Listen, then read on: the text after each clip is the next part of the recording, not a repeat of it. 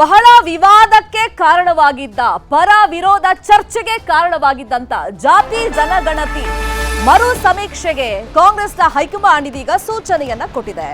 ಮೇಲ್ವರ್ಗಗಳು ವಿಪಕ್ಷಗಳ ವಿರೋಧಕ್ಕೆ ಜಯ ಸಿಕ್ಕಂಗಾಯ್ತು. ಡಿಕೆಶಿ ವಿರೋಧಕ್ಕೂ ಹೈಕಮಾಂಡ್ ಮಣೆಯನ್ನ ಹಾಕಿದೆ. ಇದು 10 ವರ್ಷದ ಹಿಂದಿನ ಒಂದು ವರದಿ, ಅವೈಜ್ಞಾನಿಕವಾಗಿ ಕೂಡಿದೆ. ಮೇಲ್ವರ್ಗದವರು ವಿಪಕ್ಷದವರು ಆರೋಪ ಮಾಡಿದ್ದು ಇವರು ಮನೆಗೆ ಹೋಗಿ ಸರ್ವೆಯನ್ನ ಮಾಡಿಲ್ಲ, 106 ಕೋಟಿ ವೇಸ್ಟ್ ಮಾಡಿಬಿಟ್ಟಿದ್ದಾರೆ ಅಂತೆಲ್ಲ ಆರೋಪಗಳನ್ನ ಮಾಡ್ತಾ ಇದ್ರಲ್ಲ. ಫೈನಲಿ ಈಗ ಮರು ಸರ್ವೆಗೆ ಹೈಕಮಾಂಡ್ ಸೂಚನೆಯನ್ನ ಕೊಟ್ಟಿದೆಯಂತೆ. ಅಲ್ಲಿಗೆ ಹಳ್ಳ ಹಿಡಿದಿದೆ ಕಾಂತರಾಜು ಸಮಿತಿಯ ವರದಿ. 180 ಕೋಟಿ ವೆಚ್ಚದಲ್ಲಿ ವರದಿಯನ್ನ ರೆಡಿ ಮಾಡಲಾಗಿತ್ತು. ಈಗ ಜಾತಿ ಜನಗಣತಿ ಮರು ಸಮೀಕ್ಷೆ ಕಷ್ಟ. ಮರು ಸಮೀಕ್ಷೆ ಮಾಡಿದ್ದಲ್ಲಿ ಅಹಿಂದ ವರ್ಗಗಳು ತೀವ್ರ ರೀತಿಯಲ್ಲಿ ವಿರೋಧ ವ್ಯಕ್ತಪಡಿಸುವಂತ ಸಾಧ್ಯತೆಗಳಿದೆ. ಅಲ್ಲಿಗೆ ರಾಜ್ಯ ಕಾಂಗ್ರೆಸ್ ಸರ್ಕಾರ ಜಾತಿ ಜನಗಣತಿ ವಿಷಯವಾಗಿ ಮತ್ತೊಮ್ಮೆ ಇಕ್ಕಟ್ಟಿಗೆ ಸಿಲುಕುವಂತ ಪರಿಸ್ಥಿತಿಗೆ ಬಂದಿದೆ. ಹೈಕಮಾಂಡ್ ಮರು ಸರ್ವೆಗೆ ಸೂಚನೆಯನ್ನ ಕೊಡ್ತಾ ಇದ್ದಂಗೆ ಸಿದ್ದರಾಮಯ್ಯ ಅವರಿಗೆ ಟೆನ್ಷನ್ ಶುರುವಾಗಿದೆ.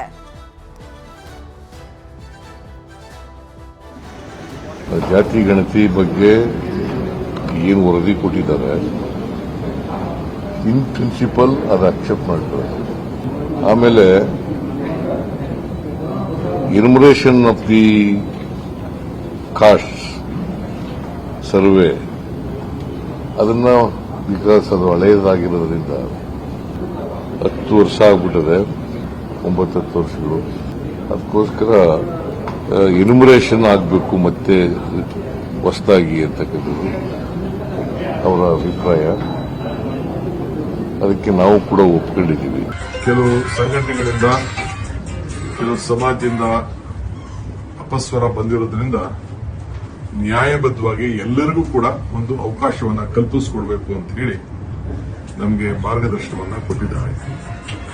ಅದಕ್ಕೆ ಮುಖ್ಯಮಂತ್ರಿಗಳಿಗೆ ಮತ್ತೆ ನೀವು ಎಲ್ಲರಿಗೂ ಕೂಡ ನೀವು ಅವಕಾಶ ಕೊಡಬೇಕು, ಮತ್ತೆ ಏನು ಪ್ರತಿ ಮನೆಗೂ ಕೂಡ ಯಾರು ಕೂಡ ಅಪಸ್ವರ ಸಿಗಬಾರದು ಅಂತೇಳಿ ಒಂದು ಮಾರ್ಗದರ್ಶನವನ್ನ ಕೊಟ್ಟಿದ್ದಾರೆ.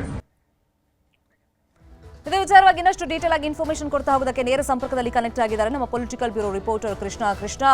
ಜಾತಿ ಜನಗಣತಿಯ ಮರು ಸರ್ವೆ ಅಂತಂದ್ರೆ ಇದು ಸರ್ಕಾರಕ್ಕೆ ಏನೆಲ್ಲ ಚಾಲೆಂಜಸ್ ಇದೆ, ಸಮಸ್ಯೆಗಳೇನು ಉದ್ಭವವಾಗುತ್ತೆ, ಇದಕ್ಕೆ ಪ್ರಮುಖ ಕಾರಣಗಳು ಏನು ಮರು ಸರ್ವೆಗೆ? ನಿರ್ಮಿತ ಸಹಜವಾಗಿನೇ ಜಾತಿ ಜನಗಣತಿಗೆ ದೊಡ್ಡ ಮಟ್ಟದ ವಿರೋಧ ಕೂಡ ವ್ಯಕ್ತವಾಗಿರುವಂತದ್ದು. ಯಾಕಂದ್ರೆ ಈಗಾಗಲೇ ಲಿಂಗಾಯತ ಆಗಿರ್ಬೋದು ಮತ್ತೆ ಒಕ್ಕಲಿಗ ದೊಡ್ಡ ಮಟ್ಟದಲ್ಲಿ ವಿರೋಧವನ್ನು ಕೂಡ ವ್ಯಕ್ತಪಡಿಸಿದ್ದು. ಈಗ ಅಂತಿಮವಾಗಿ ಎಲ್ಲೊಂದ್ ಕಡೆ ಹೈಕಮಾಂಡ್ ನಾಯಕರು ಮಧ್ಯಪ್ರವೇಶವನ್ನು ಮಾಡೋದ್ರ ಮುಖಾಂತರವಾಗಿ ಮತ್ತೊಮ್ಮೆ ಜಾತಿ ಜನಗಣತಿ ಮಾಡುವಂತ ನಿಟ್ಟಿನಲ್ಲಿ ಸೂಚನೆಯನ್ನ ರಾಜ್ಯದ ನಾಯಕರಿಗೆ ಕೊಟ್ಟಿರುವಂತದ್ದು. ನೀವು ಹೇಳಿದಂಗೆ ಸಹಜವಾಗಿನೇ ಈ ಒಂದು ನಿರ್ಧಾರ ಅತ್ಯಂತ ದೊಡ್ಡ ಮಟ್ಟದ ಸವಾಲು ಅಂತಾನೆ ಹೇಳ್ಬೋದು. ಯಾಕಂದ್ರೆ ಈಗಾಗಲೇ ಜಾತಿ ಜನಗಣತಿ ಮಾಡುವಂತದ್ದು ಈಗಾಗಲೇ ಮಾಡಿರುವಂತದ್ದು ವರದಿಯಲ್ಲಿ ಹಿಂದುಳಿದ ವರ್ಗದವರು ಹೆಚ್ಚಿನ ಸಂಖ್ಯೆಯಲ್ಲಿ ಇದ್ದಾರೆ ಅನ್ನೋದು ಕೂಡ ಹೇಳಲಾಗ್ತಾ ಇತ್ತು. ಮತ್ತೆ ಅವರನ್ನೇ ಘೋಷಣೆ ಮಾಡ್ತಾರೆ, ಅನುಷ್ಠಾನ ಮಾಡುವಂತ ನಿಟ್ಟಿನಲ್ಲಿ ಕೂಡ ಸರ್ಕಾರ ನಿರ್ಧಾರ ಮಾಡುತ್ತೆ ಅನ್ನೋದು ಕೂಡ ಹೇಳಲಾಗ್ತಾ ಇತ್ತು. ಆದ್ರೆ ಎಲ್ಲ ಒಂದ್ ಕಡೆ ಈಗ ಹಿಂದುಳಿದ ವರ್ಗದ ನಾಯಕರಾಗಿರ್ತಕ್ಕಂಥ ಮುಖ್ಯಮಂತ್ರಿ ಸಿದ್ದರಾಮಯ್ಯ ಅವರಿಗೆ ಈ ಒಂದು ವಿಚಾರ ದೊಡ್ಡ ಮಟ್ಟದ ಹಿನ್ನಡೆಯನ್ನು ಕೂಡ ತರಿಸಿರುವಂತದ್ದು. ಹಾಗಾಗಿನೇ ಈಗ ಮತ್ತೊಮ್ಮೆ ಈ ಒಂದು ಜಾತಿ ಜನಗಣತಿಯಲ್ಲಿ ಮತ್ತೊಮ್ಮೆ ಏನಾದ್ರು ಜನಗಣತಿ ಮಾಡುವಂತ ಸಂದರ್ಭದಲ್ಲಿ ಒಂದ್ ರೀತಿ ಈಗಾಗಲೇ SC ST ಸಂಬಂಧಪಟ್ಟಂತೆ SC ಸಂಬಂಧಪಟ್ಟಂತೆ ಜಾತಿ ಸಮೀಕ್ಷೆಯನ್ನು ಕೂಡ ಮಾಡಲಾಗ್ತಾ ಇದೆ. ಇದ್ರ ಜೊತೆಗೆ ಮತ್ತೊಮ್ಮೆ ಕರ್ನಾಟಕದಲ್ಲಿ ಇರತಕ್ಕಂತ ಜಾತಿಗಳ ಸಂಖ್ಯೆ ಇಷ್ಟಿದೆ ಅನ್ನೋದ್ರ ಬಗ್ಗೆ ಜಾತಿ ಜನಗಣತಿ ಮಾಡುವಂತ ಸಂದರ್ಭದಲ್ಲಿ ಅದಕ್ಕೆ ಬೇಕಾದಂತ ಬೇರೆ ಬೇರೆ ರೀತಿಯಂತ ವ್ಯವಸ್ಥೆಯನ್ನು ಕೂಡ ರಾಜ್ಯ ಸರ್ಕಾರವನ್ನ ಮಾಡ್ಬೇಕಾಗತ್ತೆ. ಹಾಗಾಗಿನೇ ಒಂದ್ ರೀತಿ ದೊಡ್ಡ ಮಟ್ಟದ ಚಾಲೆಂಜ್ ಅಂತ ಹೇಳ್ಬೋದು. ಈಗಾಗಲೇ ಎಲ್ಲ ಒಂದ್ ಕಡೆ ರಾಜ್ಯದಲ್ಲಿ ಕಾಲ್ತುಳಿತ ಪ್ರಕರಣ ಅನ್ನೋದು ದೊಡ್ಡ ಮಟ್ಟದಲ್ಲಿ ಸದ್ದು ಮಾಡ್ತಾ ಇದೆ. ರಾಜ್ಯ ಸರ್ಕಾರಕ್ಕೂ ಕೂಡ ಒಂದ್ ರೀತಿ ದೊಡ್ಡ ಮಟ್ಟದ ಮುಜುಗರವನ್ನು ಕೂಡ ತರ್ತಾ ಇದೆ.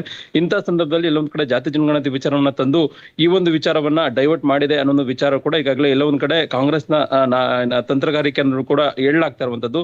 ಮತ್ತೆ ಪ್ರತಿಪಕ್ಷ ನಾಯಕರು ಕೂಡ ಇದು ದೊಡ್ಡ ಮಟ್ಟದ ಟೀಕೆ ಕೂಡ ವ್ಯಕ್ತಪಡಿಸ್ತಾ ಇರುವಂತದ್ದು. ಅದೇನಿದ್ರು ಕೂಡ ಅಂತಿಮವಾಗಿ ಕಾಂಗ್ರೆಸ್ ಹೈಕಮಾಂಡ್ ನಾಯಕರು ಈಗ ಏನು ಜಾತಿ ಜನಗಣತಿ ಮಾಡುವಂತ ನಿಟ್ಟಿನಲ್ಲಿ ಮತ್ತೊಮ್ಮೆ ನಿರ್ಧಾರವನ್ನು ಕೂಡ ಈಗಾಗಲೇ ಘೋಷಣೆ ಮಾಡಿದರೆ ಇದು ಸಹಜವಾಗಿಯೇ ಲಿಂಗಾಯತ ಆಗಿರ್ಬೋದು ಮತ್ತೆ ಒಕ್ಕಲಿಗ ಸಮುದಾಯದ ಸ್ವಾಮೀಜಿಗಳಾಗಿರ್ಬೋದು ಮತ್ತೆ ನಾಯಕರಿಗೆ ದೊಡ್ಡ ಮಟ್ಟದ ಒಂದು ರೀತಿ ಸಂತೋಷವನ್ನು ಉಂಟು ಮಾಡಿರುವಂತದ್ದು. ಈಗಾಗಲೇ ತಮ್ಮ ಆಯಾ ಸಮುದಾಯದ ನಾಯಕರಾಗಿರ್ಬೋದು ಮತ್ತೆ ಸ್ವಾಮೀಜಿಗಳು ಸ್ವಾಗತವನ್ನು ಕೂಡ ಮಾಡಿರುವಂತದ್ದು. ಆ ಮುಖಾಂತರವಾಗಿ ಒಂದ್ ರೀತಿ ಅವ್ರೇನು ನಾಯಕರು ಏನು ಸಲಹೆಗಳನ್ನು ಕೊಡ್ತಾರೆ ಆ ಒಂದು ಸಲಹೆಗಳನ್ನ ಆಧಾರವನ್ನು ಇಟ್ಕೊಂಡು ಮುಂದಿನ ದಿನಗಳಲ್ಲಿ ಸರ್ಕಾರ ಜಾತಿ ಜನಗಣತಿ ಮಾಡುವಂತ ನಿಟ್ಟಿನಲ್ಲಿ ಕೂಡ ನಿರ್ಧಾರವನ್ನು ಮಾಡಬೇಕಾಗತ್ತೆ. ಮತ್ತೆ ಈಗಾಗಲೇ ಹೈಕಮಾಂಡ್ ನಾಯಕರು ಸೂಚನೆ ಕೊಟ್ಟ ಬಳಿಕವಾಗಿ ಮತ್ತೊಮ್ಮೆ ಮುಖ್ಯಮಂತ್ರಿಗಳು ಸಚಿವ ಸಂಪುಟ ಸದಸ್ಯರನ್ನು ಕರೆಯುವುದರ ಮುಖಾಂತರವಾಗಿ ಅವ್ರ ಜೊತೆ ಚರ್ಚೆಯನ್ನ ಮಾಡಿ ಯಾವ ರೀತಿಯಾಗಿ ಮುಂದಿನ ದಿನಗಳಲ್ಲಿ ಈ ಒಂದು ಜಾತಿ ಜನಗಣತಿಯನ್ನ ಮಾಡಬೇಕು ಅನ್ನೋ ನಿಟ್ಟಿನಲ್ಲಿ ಕೂಡ ನಿರ್ಧಾರವನ್ನ ಮಾಡುವಂತ ಸಾಧ್ಯತೆ ಕೂಡ ಇರುವಂತದ್ದು. ಅದೇನೇ ಇದ್ರೂ ಕೂಡ ಈಗ ಮಾಡಿರುವಂತಹ ಜಾತಿ ಜನಗಣತಿ ಎಲ್ಲ ಒಂದು ಕಡೆ ಅದು ಕಸದ ಪುಟ್ಟಿಗೆ ಅನ್ನೋ ಮಾತುಗಳನ್ನ ಪ್ರತಿಪಕ್ಷ ನಾಯಕರು ಕೂಡ ಪದೇ ಪದೇ ಹೇಳ್ತಾ ಇದ್ರು. ಅಂತಿಮವಾಗಿ ಅದು ಕಾರ್ಯರೂಪಕ್ಕೆ ಬಂದಿರುವಂತದ್ದು ಹೈಕಮಾಂಡ್ ನಾಯಕರ ಮಧ್ಯಪ್ರವೇಶದಿಂದಾಗಿ.